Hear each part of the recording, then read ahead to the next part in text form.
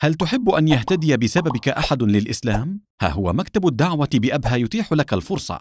أجر مستمر وحسنات لا تنقطع، تجارة مع الله تكسبك أضعافا مضاعفة، وذلك عن طريق الاستقطاع الشهري. بالدخول إلى حسابك الخاص في خدمة مباشر، ثم اختر الحوالات، ثم اختر الحسابات الخيرية، ثم قم بالضغط على التحويل المجدول للجمعيات الخيرية، ومن قائمة الفئة حدد مكاتب الدعوة وتوعية الجاليات، ثم اختر الجمعية الخيرية وهي المكتب التعاوني للدعوة والإرشاد بمنطقة أبها، ثم قم بعد ذلك باختيار نوع التبرع الذي تريده، ثم قم بكتابة المبلغ المستقطع شهريا، ثم من نوع الطلب اختر رقم 1 أي مرة كل شهر، ثم اختر يوم الاستقطاع من الشهر وتاريخ بداية ونهاية الاستقطاع، ثم بعد ذلك اضغط على استمرار وتابع نهاية الطلب.